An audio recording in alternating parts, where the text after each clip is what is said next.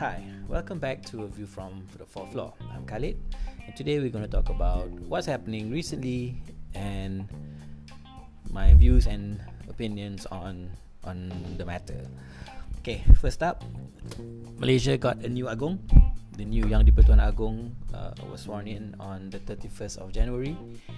He will be at the helm for the next 5 years, and the Sultan of Johor is quite controversial, but there will be some interesting developments, especially in terms of his promise that he's gonna focus on reducing or tackling corruption in general. Don't know what it means, but let's see if it has the effect that we want to see coming from both the government and opposition parties.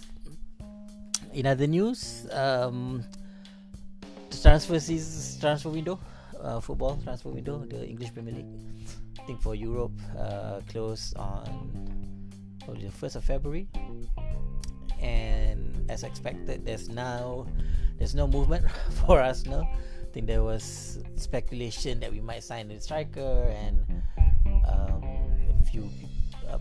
a few players being sold, but I think looking at the news, so far I don't see any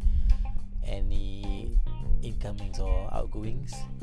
So it means that we're left with the current squad to try to end the drought for the Premier League. I think we're now third, possibly a few points behind Liverpool, same points as Manchester City, but they still have a game in hand. The next game is against Liverpool, so that would be interesting. Not that confident, of course, but hopefully it will be a good game. We'll be at the Emirates, I believe, and hopefully we can show the leaders that Arsenal is forced to contend with. In other sports news, F1, Lewis Hamilton has decided or have agreed to join Ferrari for the 2025 season. So this will be his last season with Mercedes. Have mixed feelings about it. I think he has won a lot with Mercedes, and I guess he needs a new challenge, and everyone would want to drive for Ferrari. That's an iconic team, and maybe they can push Ferrari further, because right now they're like lacking behind Red Bull, Mercedes and all that. But we wish Lewis Hamilton all the best, but maybe not too good of a luck, because still hoping that Mercedes can challenge on, I think, this term, hopefully, and who knows who they will get to replace Hamilton next.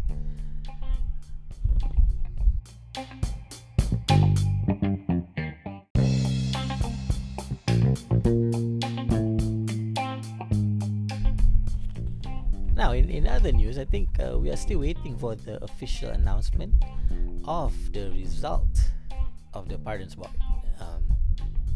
I think speculation was arrived when Utusan released an unconfirmed report saying that Najib was a free man. He was released, or the Pardon Board agreed to absolve or release him.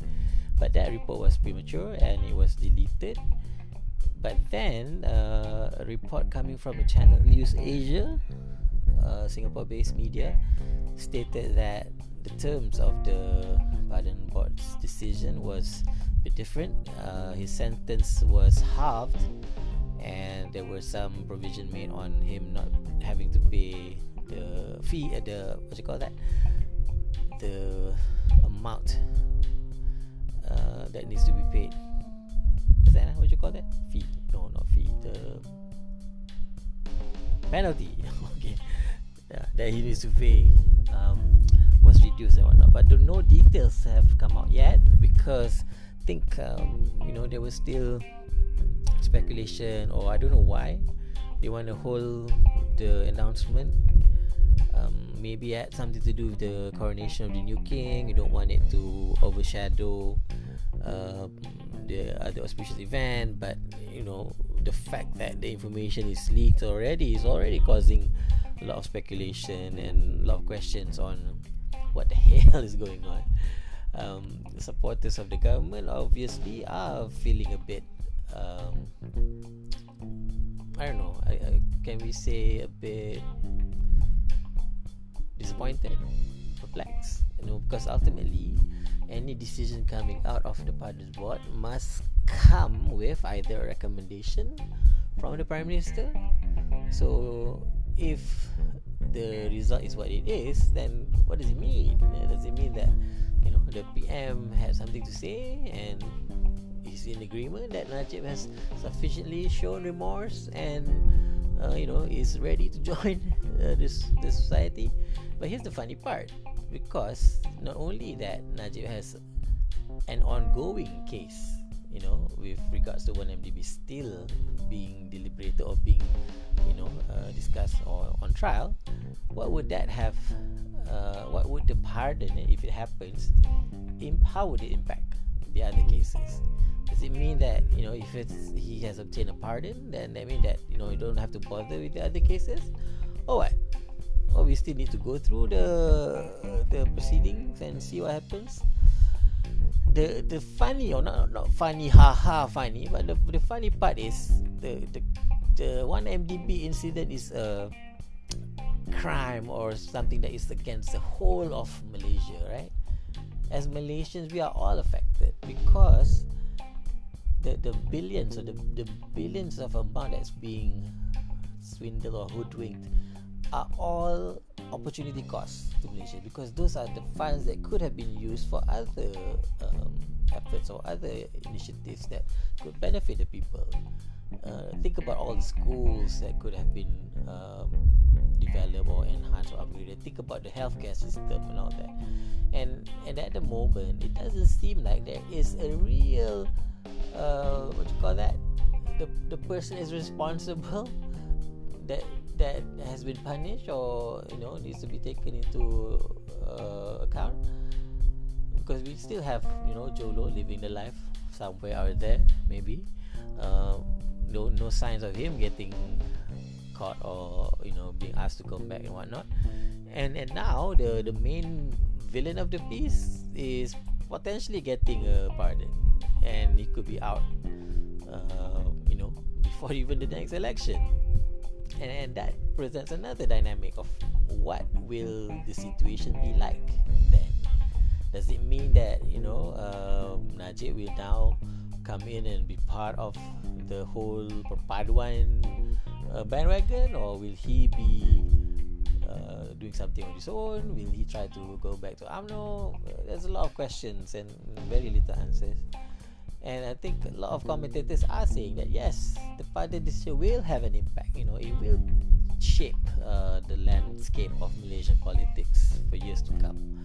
But yeah, I mean, as normal citizens or normal people in Malaysia, we can only just wonder the rationale or what the thinking is behind the decision, because apparently the Pardons Board is not legally required to divulge or inform why certain decisions are being made, which I find very stupid. I mean, this is a public interest, a case of public interest. Surely we are entitled to know what is the reason. But I guess looking at the final authority or the final say of the Pardons Board is the YDPA, and of course you can't question too much on that. Yeah.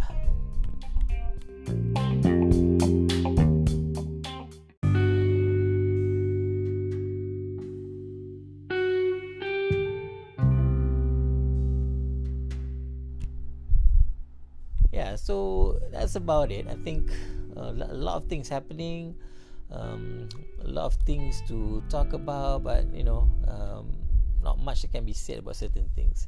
Anyway, look forward to the next episode. So see you guys on the next one. Bye bye.